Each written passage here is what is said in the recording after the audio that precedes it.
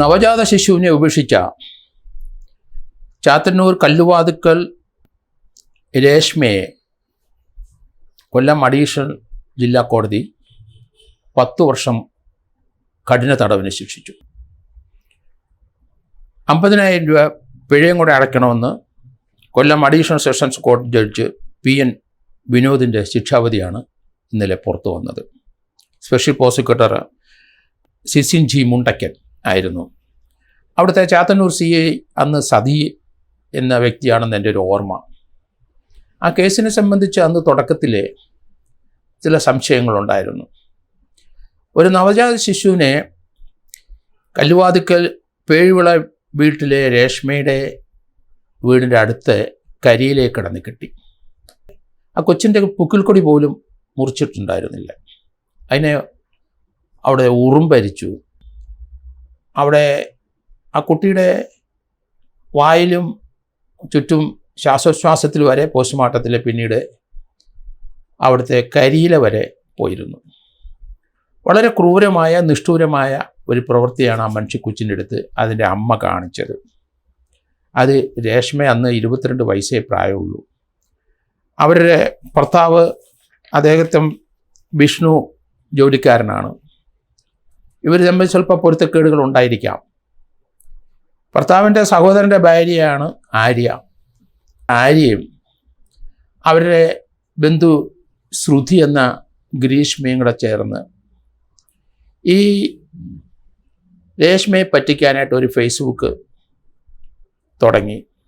അനന്തു എന്ന പേരിൽ ഒരു ഫേസ്ബുക്ക് തുടങ്ങിയിട്ട് അനന്തു ഈ പെൺകുട്ടിയെ വിളിക്കുന്നതായിട്ട് അങ്ങനെ അവർ ചാറ്റ് ചെയ്തു. രേഷ്മ ആ അനന്തു എന്ന ആ കഥാപാത്രം യഥാർത്ഥത്തിൽ ഉള്ളതാണെന്ന് വിശ്വസിച്ചു. അങ്ങനെ ഒരാളില്ലായിരുന്നു. അത് ആര്യയും ഗ്രീഷ്മയും കൂടെ ചേർന്ന് ഉണ്ടാക്കിയ കഥാപാത്രമാണ് ഫേസ്ബുക്കിൽ. ആ പുതിയൊരു കാമുവിനെ കിട്ടി, അത് ചാറ്റ് ചെയ്തു. അയാളുടെ ഒപ്പം ജീവിക്കാം. പല സന്ദർഭത്തിലും അയാൾ വിളിച്ച സ്ഥലത്തേക്ക് ഇവർ പോകുന്നതായിട്ട് നമുക്കറിയാം. കൊല്ലത്തിൻ്റെ 1-2 ഭാഗത്ത് ഇവർ പോയി. ഇളിഭ്യയായി അവൾ മടങ്ങി വന്നു. അതിന് പല എക്സ്ക്യൂസും പിന്നെ പറഞ്ഞു. ആര്യയും ഗ്രീഷ്മയും അവരുടെ സഹോദരൻ്റെ ഭാര്യയെ പറ്റിക്കാൻ വേണ്ടി ചെയ്ത ഒരു കുസൃതിയാണ്, ഒരു നേരം പോക്കാണ്. അത് കാര്യത്തിലോട്ട് പ്രവേശിച്ചു. അവർക്ക് അതിൽ നിന്ന് പിന്മാറാൻ പറ്റിയില്ല ആര്യയ്ക്കും ഗ്രീഷ്മയ്ക്കും. കാരണം ഇവരതുപോലെ അന്ധമായിട്ട് വിശ്വസിച്ചു. ഒരേ വീട്ടിൽ താമസിക്കുന്നവരാണ് ആര്യയും രേഷ്മയും. പക്ഷേ നാത്തുവിനെ കളിപ്പിക്കുന്ന വിവരം ആര്യയ്ക്കും ശ്രുതിക്കും മാത്രമേ അറിയുള്ളൂ, അല്ലെങ്കിൽ ഗ്രീഷ്മ എന്ന ശ്രുതിക്ക്. എന്തായാലും അത് കാര്യമായി ഇവർക്ക് പല പ്രാവശ്യവും തിക്ത അനുഭവം ഉണ്ടായി. അവർ കാമുകനാണെന്ന് സങ്കല്പിച്ച് അനന്തു എന്ന കാമുകനെ വിളിക്കുന്നിടത്തൊക്കെ പോയി. അവർ മടങ്ങി വന്നു. അവസാനം അന്നേരം അവർ പ്രഗ്നൻ്റ് ആയിരുന്നു. കുട്ടി ജനിച്ചു കഴിഞ്ഞാൽ കാമുകൻ്റെ ഒപ്പം പോകാൻ ബുദ്ധിമുട്ട് വരും എന്നവർ കണക്കാക്കി.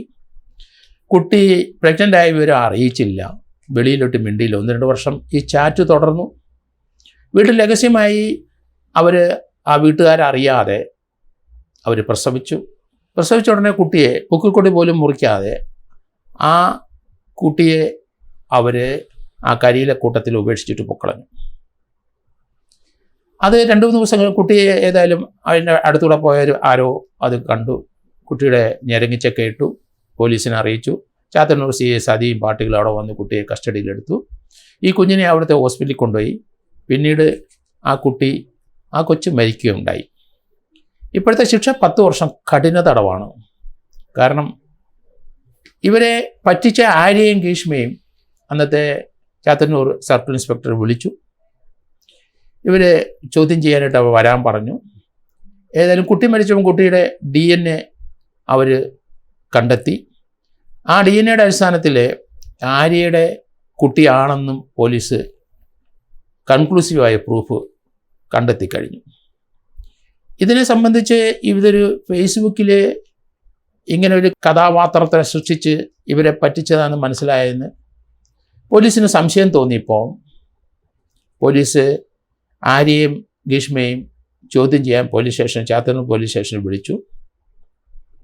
ഇവർ വീട്ടിൽ പറഞ്ഞ് ഞങ്ങൾ പോലീസ് സ്റ്റേഷനിൽ പോകുകയെന്ന് പറഞ്ഞു. അവർ ആ സഹോദരങ്ങളെ ഈ ബന്ധുക്കൾ പോലീസ് സ്റ്റേഷനിൽ പോകാതെ അവർ ആത്മഹത്യ ചെയ്യുകയാണ് ഉണ്ടായത്.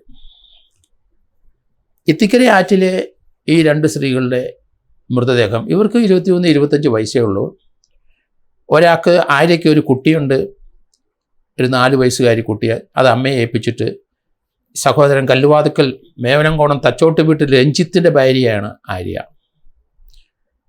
അപ്പം അത് രേഷ്മയുടെ ഭർത്താവിൻ്റെ സഹോദരനാണ്. ആ ഭർത്താവിൻ്റെ സഹോദരൻ്റെ ഭാര്യയുടെ ഒരു ബന്ധുവിൻ്റെ മകളാണ് ശ്രുതി എന്ന ഗ്രീഷ്മ. അവർക്കും 22 വയസ്സേ ഉള്ളൂ. രണ്ടുപേരും ജോലിക്കൊക്കെ ശ്രമിച്ചുകൊണ്ടിരിക്കുന്ന സമയത്താണ് ഇതുപോലുള്ള കുസൃതി കാണിച്ചത്. എന്തായാലും ഇത് അന്ന് വലിയ വാർത്തയായിരുന്നു. കാരണം നവജാത ശിശുവിനെ ഉപേക്ഷിക്കപ്പെട്ടു. ആ അമ്മയാണ് ഇന്ന് ശിക്ഷ വാങ്ങിച്ചുകൊണ്ട് പോയത്. ഇത് വളരെ സെൻസേഷനായ ഒരു വാർത്ത തന്നെയായിരുന്നു. ഇതുപോലെ ഒരു കുഴിയിൽ ചെന്ന് ചാടുന്ന സ്ത്രീകളെ നമുക്ക് എന്ത് ചെയ്യാനൊക്കും? കാരണം ഭാര്യയെ ഭർത്താവിനോടൊപ്പം ജീവിക്കുകയാണ്. ആ സമയത്താണ് പുതിയൊരു കാമുകനുണ്ടെന്ന് പറഞ്ഞ് ആ കാമുകൻ്റെ പുറകെ പോയി അയാളുടെ ഒപ്പം ജീവിക്കാനുള്ള ഒരു മനസ്സുണ്ടാക്കി. അതിന് അവരുടെ തന്നെ നാത്തൂൻ്റെ ഒരു കസിനും കൂടെ ചേർന്ന് ഇതുപോലൊരു കെണി ഒരുക്കി. ആ കെണിയിൽ അവർ വീണപ്പം തുറന്നു പറയേണ്ടതായിരുന്നു, അവർ തുറന്നു പറഞ്ഞില്ല. പോലീസ് വിളിച്ചു. കളി കാര്യമായപ്പം പോലീസ് വിളിച്ചെന്നറിഞ്ഞപ്പോഴാണ് 2 പേരും പോലീസ് സ്റ്റേഷനിൽ പോകുന്നെന്ന് പറഞ്ഞ് ഇത്തിക്കരിയാറ്റി എടുത്തു ചാടി ആത്മഹത്യയും ചെയ്തു. ഒരു നവജാത ശിശുവും മരണമടഞ്ഞു. 2 സ്ത്രീകളും ചെറുപ്പക്കാരും മരണമടഞ്ഞു. അതിൽ അവരുടെ തന്നെ ബന്ധു ഒരു സ്ത്രീ ഇതാ ജയിലിലേക്ക് പോവുകയാണ്. എന്തായാലും കോടതിയെ അഭിനന്ദിക്കുന്നു. കാരണം അത് കൃത്യമായി നമ്മളൊക്കെ അന്ന് പോലീസ് സ്റ്റേഷനിൽ കണ്ടെത്തിയ കാര്യങ്ങൾ കോടതിക്ക് മനസ്സിലായി. ഇത് വളരെ അധികം ചാനലിൽ പല ചാനലിലും അത് വളരെ അധികം ഡിസ്കസ് ചെയ്ത കാര്യങ്ങളാണ്. കാരണം തുടക്കത്തിൽ ഈ കൊച്ചിൻ്റെ അമ്മയാര് എന്ന് പോലീസിനും നാട്ടുകാർക്കും അറിഞ്ഞുകൂടായിരുന്നു. ഇങ്ങനെ ഈ രേഷ്മ പ്രസവിച്ചെന്ന് ആ വീട്ടിലെ അവർക്ക് ഭർത്താവിൻ്റെ അമ്മയ്ക്കോ അറിയില്ല. അത്ര രഹസ്യമായിട്ട് അവർ ആ പ്രഗ്നൻസി ഒളിച്ചു വെച്ചിട്ടാണ് അവർ ഒരു ക്ലീൻ അല്ലാത്ത ഒരു സ്ഥലത്ത് പ്രസവിച്ച കൊച്ചിനെ വലിച്ചെറിഞ്ഞത്. അത്ര നിഷ്ഠൂരമായ ഒരു പ്രവൃത്തി ഒരു അമ്മയാണ് ചെയ്തതെന്ന് നമ്മൾ മനസ്സിലാക്കിക്കോണം. ഏതായാലും കോടതി ആ പോലീസ് പോയ ട്രാക്കിൽ കൂടെ തന്നെ പോയി അവർ ഒരു 164 സ്റ്റേറ്റ്മെൻറ്റ് ഇതിനകത്തുണ്ട്.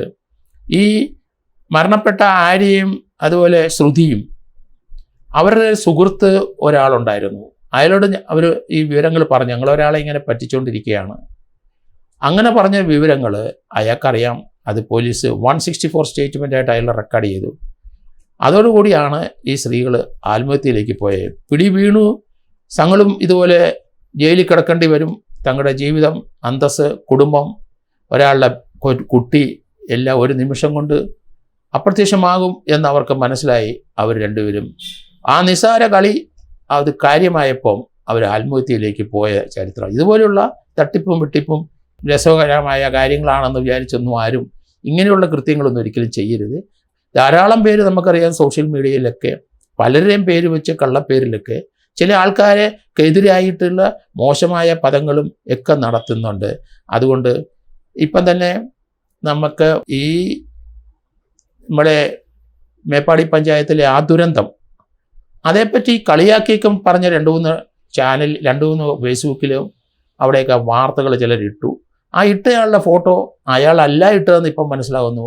അയാളെ സുഹൃത്തുക്കളോ അയാളോട് വൈരാഗ്യമുള്ളവരാരോ ഇതുപോലുള്ള ക്രൂരകൃത്യങ്ങളൊന്നും ആരും ഒരിക്കലും ചെയ്യരുത്. അതിനൊരു ടിപ്പിക്കൽ ഉദാഹരണമാണ് ഇപ്പോഴത്തെ ഈ ഫേസ്ബുക്കിനകത്ത് ഇവിടെ പരിചയപ്പെട്ട ആ ഒരു വ്യക്തിക്ക് വേണ്ടി ജീവൻ ഹോമിക്കാൻ തയ്യാറായി നിൽക്കുന്ന ഒരു സ്ത്രീയും ആ കുരുക്കുണ്ടാക്കിയ 2 കുട്ടികളുടെ ജീവൻ അപകടത്തിലാകുന്നത് നമ്മൾ കാണുന്നു. അതുകൊണ്ട് ഇതൊരു പാഠമാകണം എല്ലാവർക്കും. ഫേസ്ബുക്കിലും ഇതുപോലെയൊക്കെ ഫോൾസായിട്ട് കള്ളപ്പേരിൽ പല ആൾക്കാരെയും പറ്റിക്കാൻ വേണ്ടി, ചീത്ത വിളിക്കാൻ വേണ്ടി ദുരുപയോഗം ചെയ്യുന്നത് സൂക്ഷിക്കണം.